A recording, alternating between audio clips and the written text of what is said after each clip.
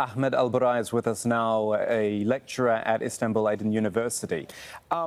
So we've had, talks have been going on for so long and in so many locations. There was Sochi and there was Astana and there was Geneva and now there's Istanbul. Do you think anything positive, concrete actually came out of the latest Istanbul talks and the involvement of the French and German leaders? Well, Kamal, it's the first time that you have some of the European Union members, Germany and France, on the same table with Turkey and Russia.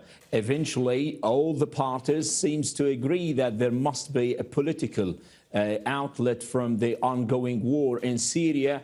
And the only party that is out of the table is the United States and Iran, which seems to lots of observers that first, for the United States, it does not take into account the sensitivity of Turkey at all as a NATO ally. On the other hand, you have Iran that is going to go ahead with a kind of sectarian animosity that is going to nurture and breed kind of more standoff between the opposition and the Syrian regime that would lead to another scenario as the one in Iraq, would lead eventually to a failed state. That's something that Russia doesn't want to see in Syria. Tell me more specifically about France and Germany, particularly France as well. What do they bring to this? What do they add to the whole situation in the situation, as you point out, where Iran and the US are not there? Well, first of all, both countries, Germany and France, want to be part and parcel of any final settlement in Syria. They want to have a hand in any constitution. They want to determine the fate of Bashar al-Assad. If there going to be any political transition, they want to be part of that. On the other hand, they're very concerned about any possible offensive in Idlib that would lead to another wave or influx of refugees that Turkey would not be able to afford itself.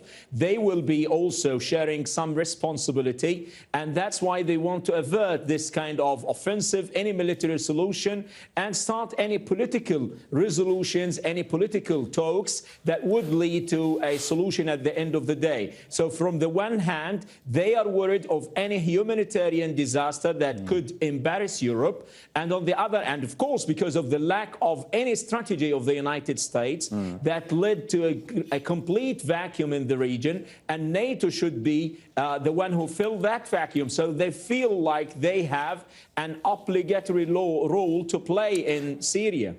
You know, the other thing that I'm pretty sure all four leaders mentioned yesterday in their closing remarks was the idea of elections in Syria at some point, and they like to use the phrase free and fair elections. It feels like Syria would be a very long way away from that. Kamal, this is the crux of the whole problem. You listen to, in the report, Vladimir Putin is speaking about the Syrian Arab Republic, the Syrian regime. He is not happy with this term. So Russia is adamantly insisting on keeping Bashar al-Assad, where on the other hand, you have Turkey, the opposition, the European Union, lots of the international community believe that Bashar al-Assad is the main cause of the whole problem. So whether he is the legitimate representative of the Syrian people, or there should be a kind of any political transition that would lead to drafting a new constitution involving more parties of the opposition, that's something that the international community is trying to use the leverage over Russia and the Syrian regime, but it seems they do not have that much card. On the other hand, you have Russia that wants to see that it does have a different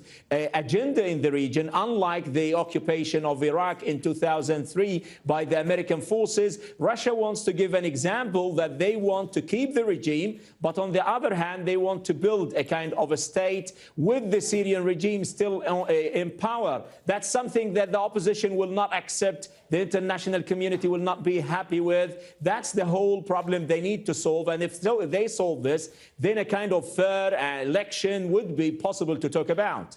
Ahmed Al-Barai, very interesting talking to you. Thank you for joining us.